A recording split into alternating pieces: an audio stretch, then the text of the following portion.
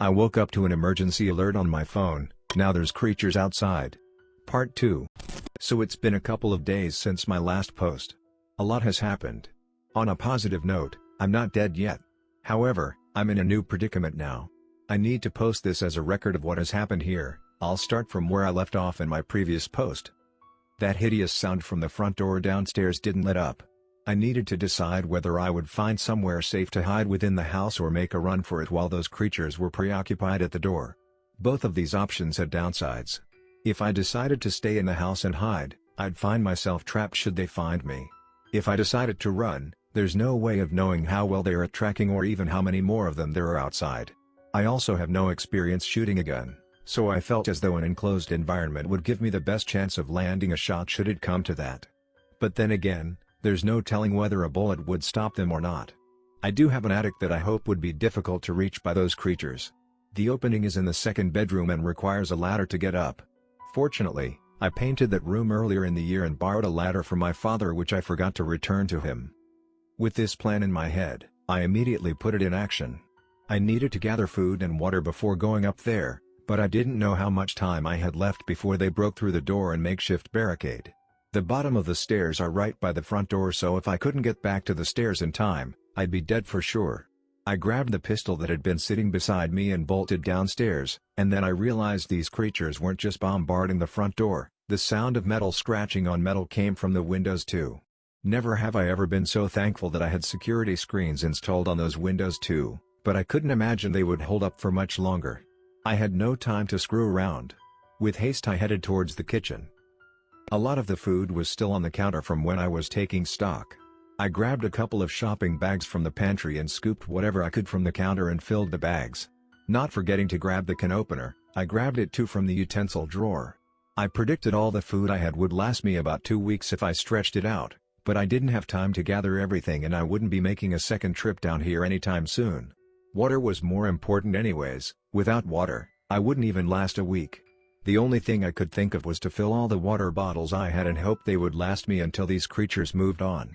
I rummaged through the cupboards and found 4 different water bottles of varying sizes and filled them at the tap as fast as I could before throwing them in the bags with the food.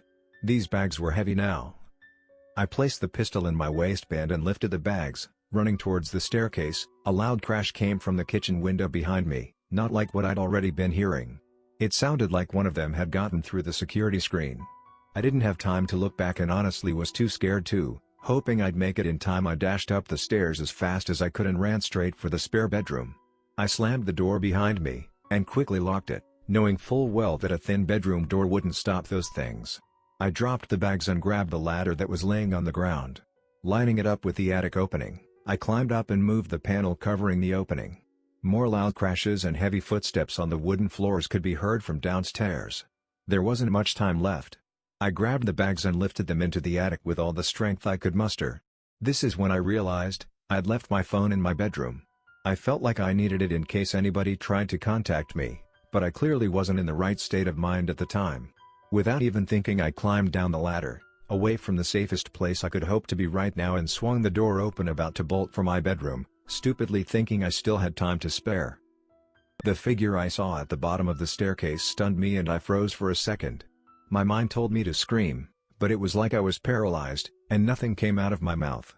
Its eyes stared wide, the same eyes I'd stared into from the window across the street. Suddenly, the figure lunged towards me up the stairs, and I snapped out of it. I ran backwards into the spare room and slammed the door closed again. The creature made contact with the door and a loud thump sound resonated in my ears from the impact. I pounced at the ladder and scurried up through the opening. I don't know how smart they are, but my mind told me I needed to pull the ladder up, or they definitely know I'm up here. I leaned over the opening and reached for the ladder. Grabbing it firmly, I heaved upwards and backwards. This ladder wasn't light, but the adrenaline coursing through my veins must have helped as I pulled it up into the attic. Vicious scratching sounds came from the bedroom door, and just as I placed the panel over the opening, the sound of the door being caved in boomed. I held my breath and closed my eyes in the dark. I could hear the creature below me, scurrying around and destroying everything in the room. It would have torn me apart if it had caught me, I'm sure of that. Soon I could hear the other creatures making their way up the staircase and into the room too. The fact that they made no vocal sound unsettled me, like a silent serial killer with a mask, but I'm not sure I'd rather be listening to whatever visceral sound they would make if they had mouths. The only thing I could do from here on out was wait. Wait until they settled down or lost interest and keep as quiet as possible. I didn't move an inch for a few hours and continued listening to the rampage happening below me. I had no way of knowing how good their hearing was, and I was in no rush to find out. I silently prayed that my phone would survive the ordeal so I wouldn't be completely isolated if there were a chance of contacting someone, and internally reprimanded myself for being stupid enough to forget it. I had no way of knowing what time it was exactly, but a glimpse of sunlight shone through the small window in the attic, signifying dawn was upon us. I had survived the night, and for that I was thankful. I could still hear faint sounds coming from the house below, but the creature's rampage had subsided for the most part. As quiet as I could, I grabbed a snack bar out of one of the bags and drank from one of the bottles I had filled. Only now realizing how thirsty I was when the lukewarm water that I would usually only drink ice cold met my lips. I gulped down half the bottle before I could stop myself. I didn't want to risk going down anytime soon, so I stayed up in the attic for the entire day. I actually felt relatively safe. I assumed they didn't know I was up here, since I'm sure they would have joined me by now if they did, but I couldn't stay up here forever. I still needed to get my phone for obvious reasons, if it hadn't been destroyed yet, that is. I eventually passed out from exhaustion, I think, since I don't remember purposefully laying my head down to rest, despite waking up knowing the time had definitely passed and having my bladder screaming at me to release its contents. Though, there obviously isn't a toilet in the attic, so I'll spare you those details. Needless to say, I remained as quiet as possible. Eventually I realized I could no longer hear any sound coming from the house below. But getting down and back up again wouldn't be a walk in the park, since I'd need to use the ladder again, and staying anywhere else in the house clearly wasn't safe, with what I can only guess the state of the windows and doors being in shambles. Luckily though, if the phone had survived, it would only be in the next room over where I'd left it. I decided to wait a few more hours before executing the retrieve and retreat again plan. Slowly I removed the panel from the attic opening and quietly surveyed the spare room below. Everything looked to have been torn to shreds, and I could only imagine what would have happened had I taken just a few moments too long to get up into the attic. Whilst the room was a mess, there was no sign of the creatures in the direct vicinity. I poked my head out further and peeked towards the bedroom door, well, what was left of it at least. Again, no sign of them. Still, I couldn't hear a thing from downstairs, so I quietly moved the ladder and lowered it down slowly. I made sure to hold the pistol tight while climbing down the ladder as light-footed as I could, and made my way to the doorway.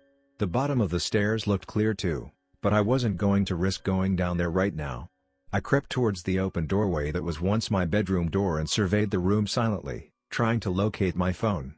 My bed had been turned upwards, and clothes from my closet that had been hanging neatly were now strewn across the floor with plenty of ferocious slashes through them.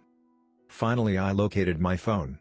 It seemed odd that it was sitting so perfectly on top of my favorite jacket, but I grabbed it and turned towards the doorway. That's when I saw the creature rise onto two legs through my balcony window, like it had been waiting for me in a crouched position. Once again, the creature stared at me for a moment with its deep sunken white eyes, but without thinking, I aimed the pistol at the creature and pulled the trigger. The sound of the glass shattering made a deafening sound and I fell backwards. I didn't know if I had hit the creature or not, but I needed to get back into the attic now if I had any chance of getting out of this unscathed. The sound of the gun would surely alert the others, I knew this, so I immediately got to my feet and started back towards the attic opening. I glanced at where the creature had been a second ago, but it wasn't there anymore. Assuming I had hit it, I made my way back to the spare room and hurried up the ladder with my phone in my back pocket. The sound of the creatures galloping up the stairs surprised me, and I glanced towards the staircase from the open doorway. They saw me this time. I hurtled up into the attic and kicked the ladder out from under myself. I quickly moved the panel back over the opening and threw the heavy bags on top of it, hoping to weigh it down. Immediately the pounding began. Pulling my phone out of my back pocket, I unlocked the screen. Another emergency alert flashed on the screen. It read "Seek nearest bomb shelter immediately. Saturation bombing inbound. ETA: 1500 hours 3 p.m. The clock on my phone showed the time as 12:30 p.m. If you're reading this right now, please respond.